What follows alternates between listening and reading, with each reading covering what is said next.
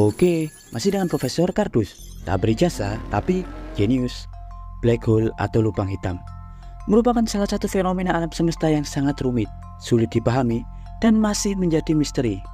Seperti yang kita tahu, black hole umumnya tercipta oleh mekanisme evolusi bintang masif, di mana sebuah bintang yang bermassa puluhan bahkan ribuan kali dari matahari akan meledak dahsyat dalam supernova. Ketika seluruh bahan bakarnya habis dan keadaan tekanan juga gravitasi akan terganggu secara dahsyat. Sebelum sisa-sisa ledakan supernova akan membentuk bintang yang jauh lebih padat yang kita sebut sebagai bintang neutron. Tak hanya sampai di situ, diketahui bintang neutron nantinya juga akan terdegenerasi atau lebih memadat lagi, layaknya diperas atau terkompresi hingga membentuk bintang quark.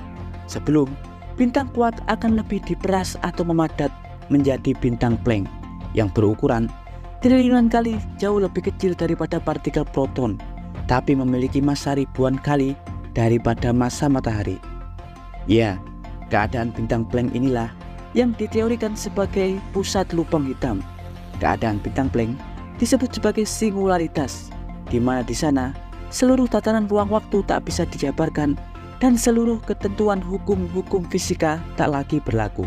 Seperti yang kita tahu, struktur keadaan lubang hitam dapat dijelaskan dengan baik oleh relativitas umum, bahkan melalui radius Schwarzschild atau persamaan dari Karl Schwarzschild. Kita dapat menghitung ukuran cakrawala peristiwa yang sebanding dengan massa benda di pusat lubang hitam. Contoh, seandainya matahari kita nantinya akan menjadi lubang hitam, dalam penghitungan radius Schwarzschild, maka ia akan memiliki radius cakrawala peristiwa hanya berukuran 2,9 km saja. Dan jika bumi diperas untuk menjadi lubang hitam, maka diketahui ia hanya akan memiliki jari-jari cakrawala peristiwa hanya sebesar 0,88 cm saja. Sekarang coba Anda bandingkan, jika massa matahari saja yang setara dengan massa seluruh planet di tata surya kita, jika dijadikan lubang hitam, hanya akan memiliki radius Schwarzschild dengan lebar 2,9 km saja. Sekarang coba Anda bayangkan seberapa besar massa yang dimiliki oleh Sagittarius A, lubang hitam di pusat galaksi kita Bima Sakti, yang diketahui memiliki radius Schwarzschild hingga 12 juta kilometer.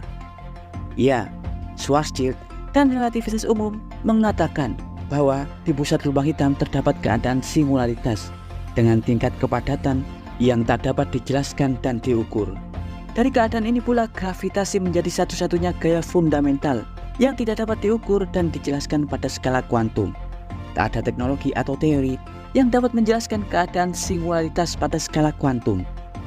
Teori singularitas gravitasi telah tercetus sejak 1939 oleh Robert Oppenheimer, yang ia peroleh dari prediksi matematis ketika mengobservasi solusi Schwarzschild secara mendalam. Dalam pengamatannya, solusi Schwarzschild memiliki keanehan matematika yang mendalam. Dalam radius tertentu, solusi Schwarzschild dapat melonjak ke titik tak terhingga yang tidak dapat ditentukan. Keadaan inilah yang disebut sebagai singularitas, yang menggambarkan pada titik ini ada kepadatan tak terbatas dan gravitasi yang tak terhingga. Sebelum kemudian, teori singularitas ditegaskan oleh Profesor Fisika dan Matematika Roger Penrose, di mana saat itu ia menerbitkan sebuah teorema singularitas Penrose.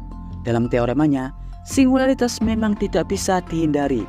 Itu adalah konsekuensi medan dalam relativitas umum, yang artinya selama cakrawala peristiwa ada, keadaan singularitas wajib ada. Tapi karena keadaan singularitas juga, hingga saat ini kita tidak bisa memadukan teori gravitasi dan mekanika kuantum.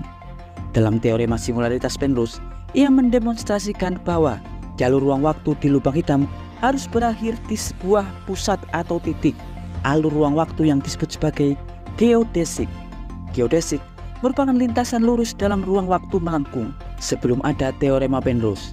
Geodesik relativitas umum disebut tidak terhingga dan tidak terbatas.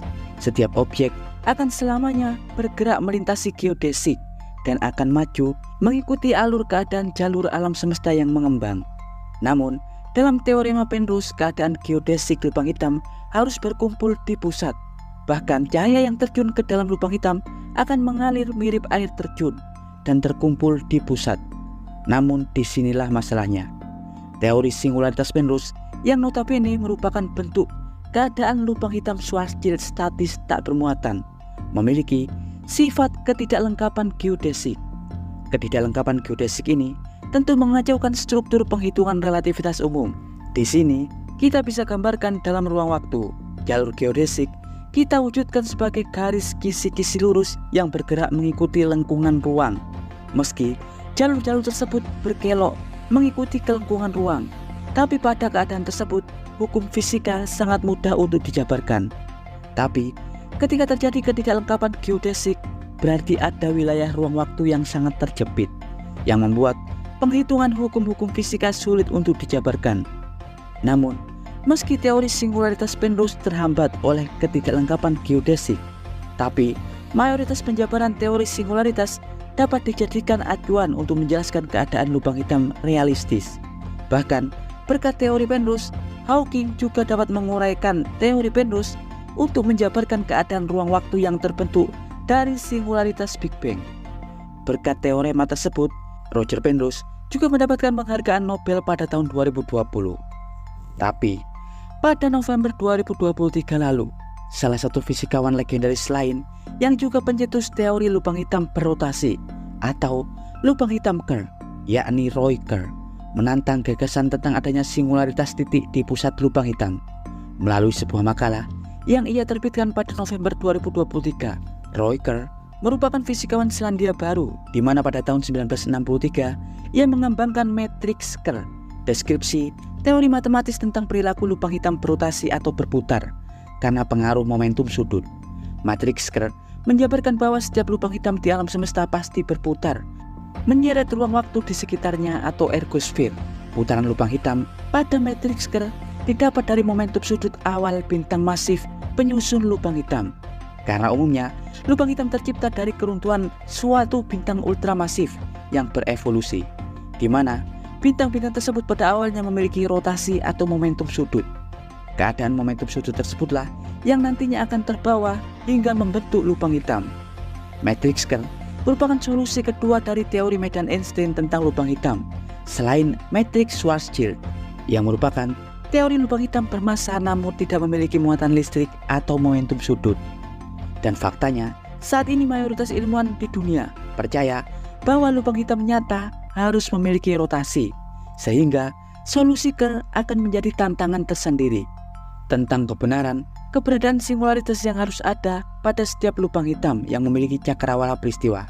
Keberatan Roy Kerr terhadap teori singularitas mengacu pada masalah ketidaklengkapan geodesik, yang diartikan bahwa jalur ruang waktu harus berakhir ke sebuah titik singularitas.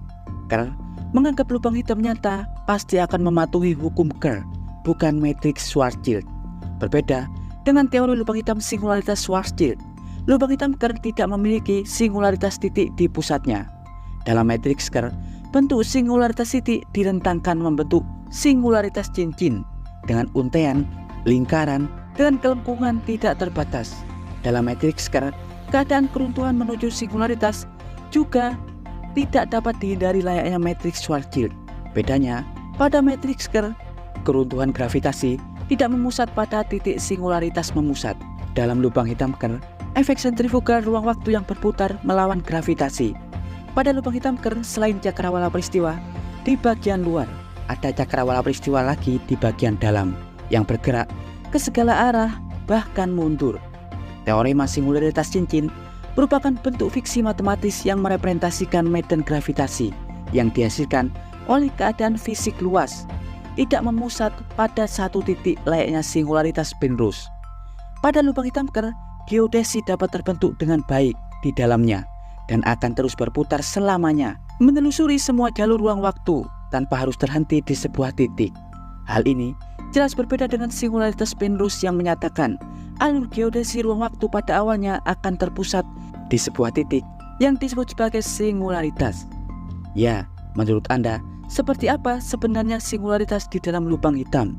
Apakah berwujud cincin seperti yang diteorikan oleh matriks Kerr, atau memusat pada titik singularitas seperti yang didalilkan oleh teorema Penrose?